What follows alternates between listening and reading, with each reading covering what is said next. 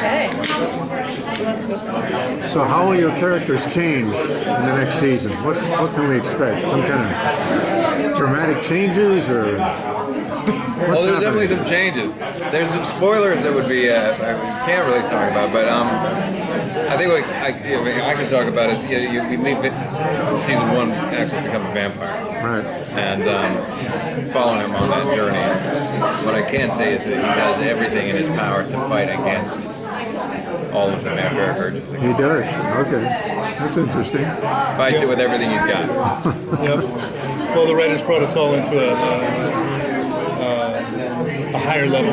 My character just continues to evolve and build his army, and it's again, without giving out any plot, it's there's a lot of unexpecteds that are going to come into season 2.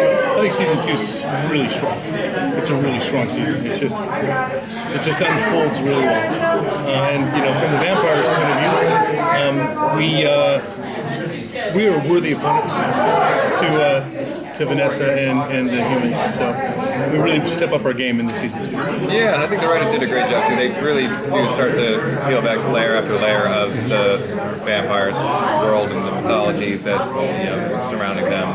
Get to know a lot of the backstories of some of our favorite characters, as well as where some of the vampires have been coming from and where they want to be heading. So a lot for good. So, Paul, you're known for playing villains. Indeed. Who's done more despicable things, do you think? Your character in this, who's literally a bloodbath, or Dan Scott? Well, I mean, one was a father who was trying to mold a young man into a world, giving him all of the tools he thought he would need, and doing it in a way that we would all sort of find despicable. And the other is somebody who wants utter domination of humankind, or creating them into a food source like cattle, so that we could just raise them and eat them. I think the father was the worst character, because you got to be a good dad. Yeah. You guys get the script ahead of time and read it and go, whoa, do I really have to do this? No, all the time. Right? Bloodbath. All the time. What's the most brutal thing you've had to do for the show? Get naked with the showrunner's wife. I didn't know if I'd have a job when I got out of the hot tub. What do you think? What was it, like 300 gallons of blood that they were putting into this hot tub? They tried to get it heated in advance, and then did that even work out? No, That ended up being cold, didn't it? it was freezing cold. It was winter time. There was no walls. The wind was blowing, and it was brutal. It was tough. And it's funny because when you're working, strangely as an actor, I don't know what. I haven't done another job in 30 years other than the entertainment industry. You just kind of like assume that it's going to be really hard, and you don't want to be that guy that complains. You want to take, you're bruised, yeah, but I'll be okay tomorrow, and you're not okay tomorrow. You know what I mean? Yeah, we're too old for this. The fight scenes are pretty brutal in this. Have you guys ever got hurt, or the stunt you just... You get dinged up a bit. I mean, the stunt coordinator is phenomenal on the show, and he does a great job keeping everybody safe. All the actors like to do their best to kind of get in there and participate as much as possible, but at the end of the day, you have to give huge props to the stunt performers that come in and make us all look good, because honestly, I don't care who it is, unless you're Tom Cruise, if you say you did all of your own stunts, you're lying. Somebody helped. We're really lucky. And also, I think that it's evolved. Television has been able to encroach on the costs and of all the advances we made in digital work and visual effects. So we are able to do more now, like actually cutting heads off with visual effects as opposed with really cutting off someone's head, which was really expensive. Back in the day, we had to cut off an actor's head. We ran out of guys really quick. I mean, the show's done on a budget too. You know, it's the lower end of television budget, so there's a risk involved in trying to have an ambitious fight scene, and you've got a very short amount of time to do it in, and people start to rush, and that's where things can go wrong sometimes and get hurt. And again, shout out to the stunt coordinator for keeping a handle on all of that, because everyone's under the gun and everyone's wanting it to be as good as it can be, but at the same time you got to keep everybody safe. So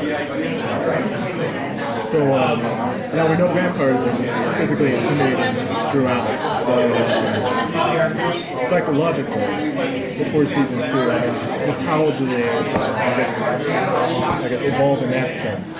Not necessarily like how your character suddenly turns. I guess how do you draw from that dark side? How do you get into that psychological being in Just pull from that enormous well of frustration and anger that we all have inside of us. I mean, there's different vampires on the show have completely different motivations and goals and things that they're after. Axel's are entirely different from Dimitri's, for instance. It's everyone's kind of individual journey to explore that stuff. I do think there's one addition to season 2, which is there's a quest, and the quest, which I can't really get into conversation, is something that the vampires know about, and Vanessa knows about, and it's something to go after that would give a lot of control over the world that Neil and the rest created. So that quest plays into a sort of a motivation for us all to be aiming in the same direction, and I think that was a very bright and helpful tool that we've been able to work. Yeah, it gives it a real thrust to the storytelling, and like you say, the vampires have an idea of what this goal is, and as the humans start to put together the pieces of what that might be, it does become a sort of race to this end game. It leads to some exciting stuff. That was much better than the way I used that version. Because now I understand what I was doing all year. Any romance in the next season? I've been trying to get him out to dinner. You keep asking, I'm like shy. Come on.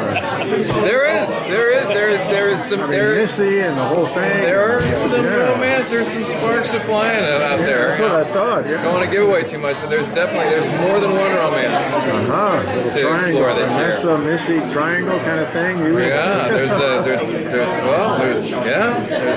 There's come on, you can tell us. Squares. There's incest. There's some incest. There's some hot incest. There's potentially a sort of same-sex love story. There's a number of things going on. Oh, okay. So I look forward to it. Sure. I never want to leave this table. Okay, thanks a lot, guys. Thank you, guys. Have a good weekend, you guys. All right. What's the big thing you guys looking forward to this weekend? What's the big? Yeah, really? Me too.